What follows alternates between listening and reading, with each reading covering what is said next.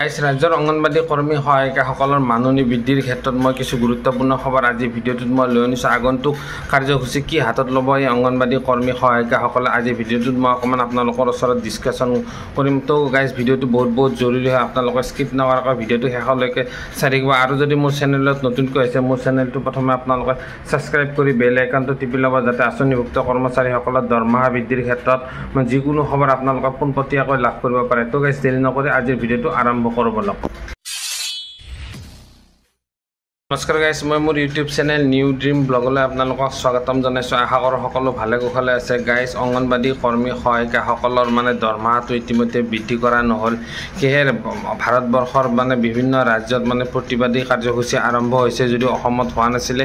কিন্তু আজি 9 আগষ্ট তাৰিখে CITUৱে দেশজোৰা এখন বিক্ষোভ আৰম্ভ কৰিছে। আজি এই 9 আগষ্ট তাৰিখে তেওঁলোকে শ্ৰমিকৰ দৰমহাটো নিৰ্ধাৰণ কৰাৰ ক্ষেত্ৰত তেওঁলোকে বিক্ষোভ আৰম্ভ কৰিছে। আৰু কিছুমান দাবী কৰা খহনীয়াৰ পৰা আদি কৰি কৃষকৰ যি পট্টা দিয়াৰ কথা আছিলে সেইখিনিও দাবী তেওঁলোকে উত্থাপন কৰিছে। লগতে অংগনবাদী কৰ্মী সহায়িকাসকলৰ এই শ্ৰমিকৰ ভিতৰতে পৰে, যিহেতু তেওঁলোকৰ শ্ৰমিকৰ মজুৰিটো নিৰ্ধাৰণ কৰাৰ ক্ষেত্ৰক লৈ আজি এই 9 আগষ্ট তাৰিখে গোটেই দেশজোৰা শ্ৰমিক বিক্ষোভ এই CITU অসমে আৰম্ভ কৰিছে। অসমৰ বিভিন্ন জিলাত হৈছে, তিনিচুকীয়া নলবাৰীৰ পৰা আদি কৰি অসমৰ বিভিন্ন জিলাসমূহত এই বিক্ষোভ আৰম্ভ কৰিছে। গাইজ ৰাজ্যৰ মুখ্যমন্ত্ৰীয়ে কোটি কোটি টকাৰ আঁচনি ধৰিছে। নিযুত মইনা আঁচনিৰ পৰা আদি কৰি অৰুণোদয়, কৃষক লোন এইবিলাক তাৰিখে পইচাবিলাক পাই থাকে। কিন্তু অংগনবাদী কৰ্মী সহায়িকাসকলৰ যি মজুৰি বৃদ্ধিৰ ক্ষেত্ৰত তেওঁলোকে আবেদন জনাই আছে। আজি ইমান দিনে ইমান বছৰে আবেদন জনাই আছে, কিন্তু চৰকাৰৰ কোনো ধৰণৰ একো এটা পদক্ষেপ নাই। এওঁলোকৰ যি দৰমহাটো বৃদ্ধি কৰিব লাগে, সেয়েহে CITUৰ লগত তেওঁলোকে লগ লাগি বিক্ষোভ আৰম্ভ কৰিছে। আগতেও বহুতখিনি প্ৰতিবাদ হৈ গৈছে, যদিও চৰকাৰে কোনো কাণ সাৰ দিয়া নাই। এই ধৰ্ণা প্ৰতিবাদ বৰ্তমান অংগনবাদী কৰ্মী সহায়িকাসকলে অসমত স্থগিত ৰাখিছিল, যদিও অহা 15 আগষ্টৰ পিছৰ পৰা তেওঁলোকেও আৰম্ভ কৰিব বুলি জানিব পৰা গৈছে। কিয়নো তেওঁলোকক কোনো ধৰণৰ চৰকাৰে মজুৰিটো বৃদ্ধি নকৰিলে, যিহেতু তেওঁলোকেও এই অহা 13 আগষ্টত এখন বৈঠক আৰম্ভ কৰিছে।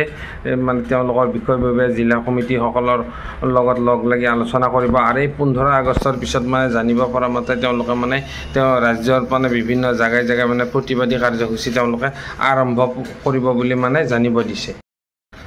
গাইজ চৰকাৰে বহি থকা মানুহসমূহক আঁচনি দিবলৈ টকা হয়, কিন্তু এই অংগনবাদী কৰ্মী সহায়িকা, আশা কৰ্মী, ৰন্ধন কৰ্মীসকলে ইমান কম মজুৰিৰে তেওঁলোকে যে কাম কৰি আছে, কিন্তু চৰকাৰে এইটো কোনো ধৰণৰ একো এটা ব্যৱস্থা গ্ৰহণ নকৰে। আজিৰ দিনত 300 টকাৰ তলত 300ৰ পৰা 500 টকাৰ তলত মানুহ এইটো কাম নকৰে।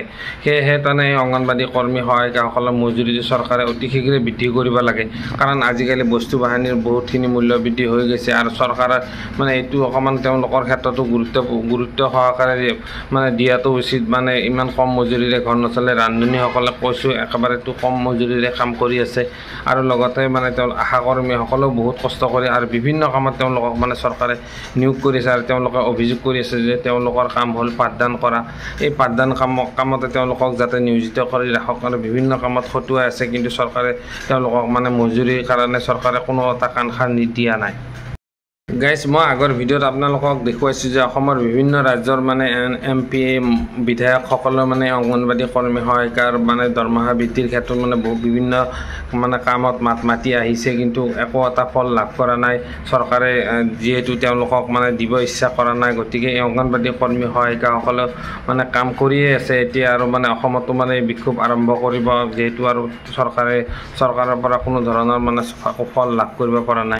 গাইজ মোৰ এই চেনেলৰ জৰিয়তে মই অংগনবাদী কৰ্মী সহায়িকাসকলৰ দৰমহা বৃদ্ধিৰ যিকোনো খবৰ আপোনালোকক দিবলৈ চেষ্টা কৰিম। তো তেতিয়ালৈকে মোৰ এই নিউ ড্ৰিম ব্লগ চেনেলটো আপোনালোকে ছাবস্ক্ৰাইব কৰি লৈ মোৰ ভিডিঅ'সমূহ আপোনালোকে চাই থাকিব। আজিলৈ ভিডিঅ'টো মই ইমানতে সমাপ্ত কৰিছোঁ।